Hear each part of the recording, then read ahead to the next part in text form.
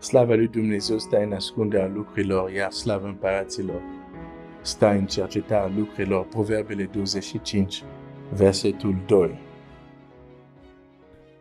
Principiul 1 la 1000. Este important să înțelegem acest principiu atât pentru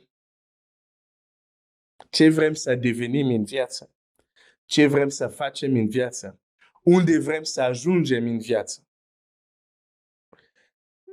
cât și într-o, cum să zic,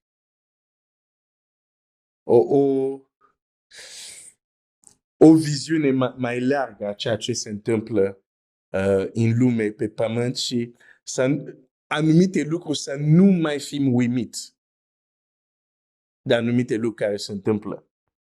Pentru că înțelegem că oameni care le găsești 1 la 1000, ca atare deja sunt oameni foarte rari.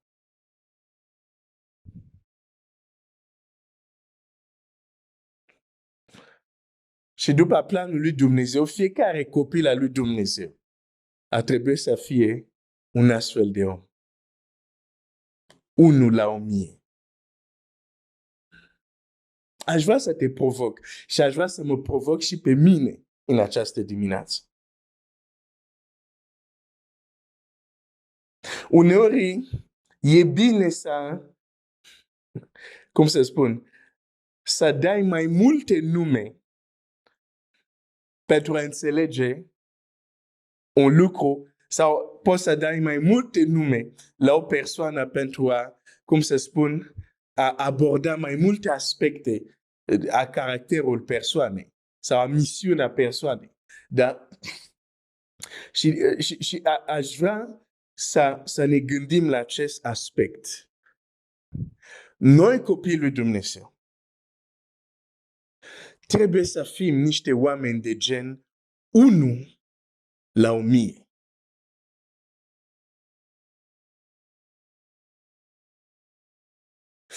Adică,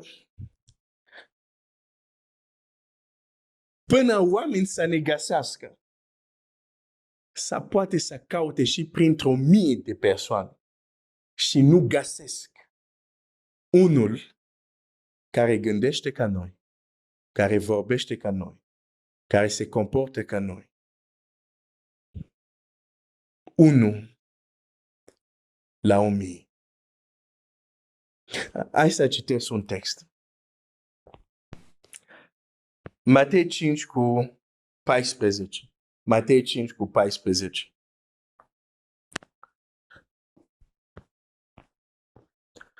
Voi sunteți lumina lumii. O cetate așezată pe un munte nu poate să rămână ascunsă. Și oamenii n-aprind lumina ca să o pună sub obroc, ci o pun în sfeșnic și luminează tuturor celor din casă. Tot așa să lumineze și lumina voastră înaintea oamenilor, că ei să vadă faptele voastre bune și să slavească pe Tatăl vostru care este în cer.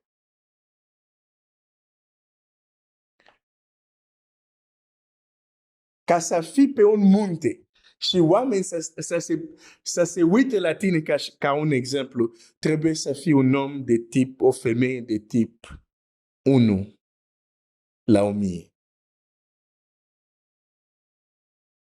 Și Domnul Iisus asta vrea, ne arată, uite, asta e planul lui Dumnezeu, asta vrea Dumnezeu, lumina voastră să lumineze înaintea oamenilor și ei să vadă faptele voastre și să slavească pe Tatăl vostru care este în cer. Textul acesta, când stai să te uiți la el, e destul de puternic. Pentru că aici vorbește de unele fapte când tu le faci, oameni, nu zice ucenici, oameni, adică oameni, pur și simplu. Când oamenii văd asta, îl proslavesc pe Dumnezeu.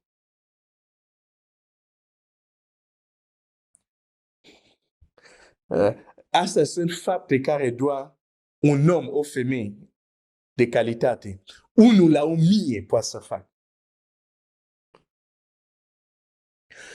Știi ce se întâmplă când noi diluăm Evanghelia?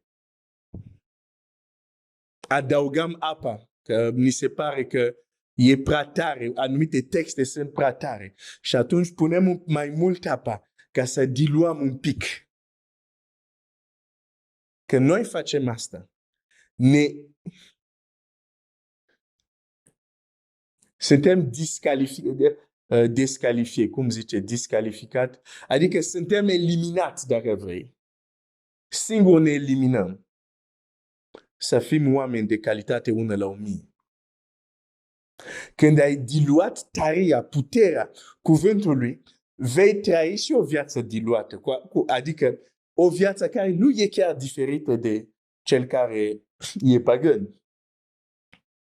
Și când se întâmplă asta, deși suntem creștini sau ne numim creștini sau ne numim copii al lui Dumnezeu, nu suntem oamenii de calitate 1 la 1000. Suntem oameni 1 la 2. Adică ai întâlnit oameni, am găsit unul, nu-mi trebuie să caut mult. Am întâlnit 2 oameni, am găsit unul care e exact ca tine, nu-mi trebuie să caut mult. 1 la 2. Dar nu trebuie să fie așa.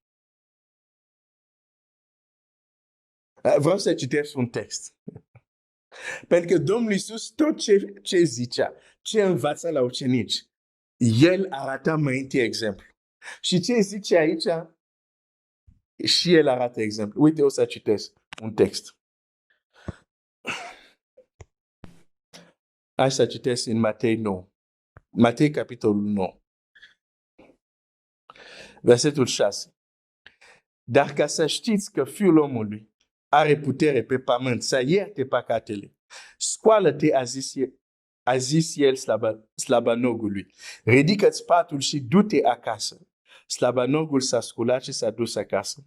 Când au văzut noroadele lucrul acesta, nu ucenici, oameni, noroadele, lucrul acesta s-au înspăimântat și au slavit pe Dumnezeu care a dat oamenilor o astfel de putere. Acum, nu vreau să zic că adică toți copiii lui Dumnezeu să se ducă la un slabanog, dar și să-i spună ridică-te și umblă. Nu asta vreau să spun, dar ce vreau să spun este că Domnul Iisus spune, există lucruri care voi trebuie să le faceți înaintea oamenilor. Și oameni când le văd lucrurile respective, sunt șocați și slavească și încep să slavească pe Dumnezeu. Din cauza ce ați făcut voi. Și aici este un exemplu foarte clar în viața Domnului Iisus. Dacă merg în 1 Petru 2, la versetul 1 Petru 2, versetul 12, zice așa. Să aveți o purtare bună în mijlocul neamurilor, pentru că în ceea ce vă vorbesc de rău, ca pe niște făcători de rele, prin faptele voastre bune pe care le văd, să slavească pe Dumnezeu în ziua cercetărilor. Vedem aici același principiu. Prin faptele care ei le văd, să-i slavească pe Dumnezeu. Foarte important. Dar sunt trist și îmi vorbesc mai întâi mie. Sunt trist pentru că trebuie să recunosc că nu sunt unul dintre mii. Trebuie să recunosc că nu fac fapte care să facă oamenii să înceapă să se uite către Dumnezeu. Sau dacă s-a întâmplat așa accidental. Când ar trebui să fie un stil de viață. Aș vrea să ne uităm la un alt aspect din viața noastră de copii al lui Dumnezeu. Nu este doar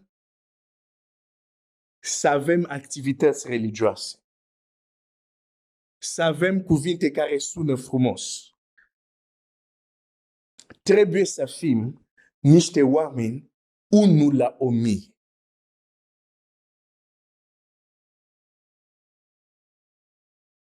Și se poate.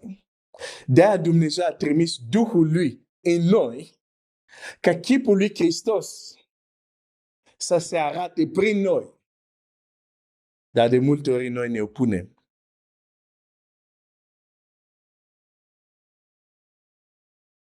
Unul la 1000. E un alt mod de a gândi. Să stai și să zici, dacă s-ar aduna 1000 de oameni, s-ar aduna 1000 de femei aici, sau s-ar aduna, dacă ești bărbat, 1000 de bărbat, aș putea să zic, aici nu e vorba de mândrie, e vorba doar de un test. Da? Să te măsori, ca să zic așa. Biblia zice, când ne judecăm singuri, nu suntem judecați. Deci e bine singur să vedem unde suntem. Și să spui, au adunat 1000. Dar în acest 1000 nu vor găsi unul care are mentalitatea care o. Nu vor găsi unul care vorbesc cum vorbesc. Nu vor găsi unul care este fidel lui Dumnezeu.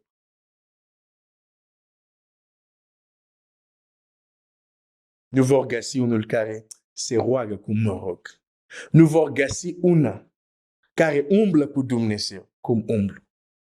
Ok, știu că modul cum zic așa sună un pic, pentru că nu asta sună mândrie. Nu în contextul mândrie, în contextul să te verifici. Biblia zice, cercetați-vă pe voi înși vă să vedeți dacă sunteți în credință.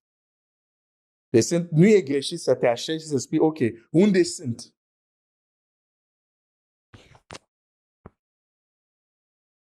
Ca apoi să faci corectările care trebuie făcut. Și într-adevăr, Scriptura mai spune, Dumnezeu se uită pe fața pământului și nu găsește niciunul care îl caută pe Dumnezeu. Unele texte trebuie citite corect. Ce înseamnă asta? Înseamnă că nu a existat pe pământ un om care îl caută pe Dumnezeu. Nu, pentru că chiar în Scriptură vedem că sunt oameni care îl caută pe Dumnezeu. Vedem, de exemplu, despre Enoch. Dumnezeu l-a luat și înainte să fie luat, a primit mărturisirea că era plăcut lui Dumnezeu. Dar un astfel de text înseamnă doar că acei oameni sunt foarte rari. Sunt foarte rari.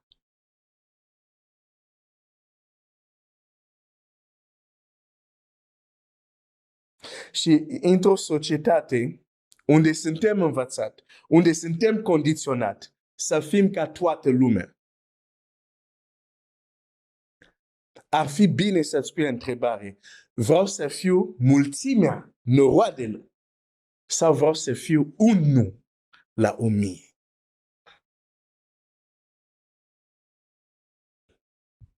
Pentru că moda e așa, oare trebuie neapărat să fie așa? Oare pentru că ultimul trend e nu știu ce, oare neapărat trebuie să fiu și eu? Trebuie să fiu la zi? Între ghilimele?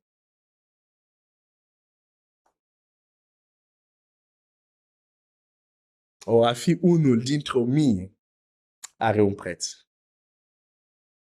Nu poți să fii ca toată. Și aici nici nu o să zic, nu poți să fii ca toată lumea. O să zic, nu ai cum să fii ca toți creștini și să vrei să fii unul la 1000. Nu se poate. Pentru că îmi pare rău, ce numim noi astăzi creștinătate e diluat.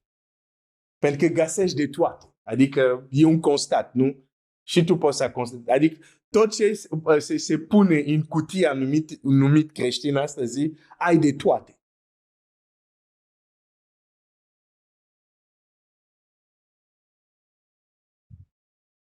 Unul la 1000.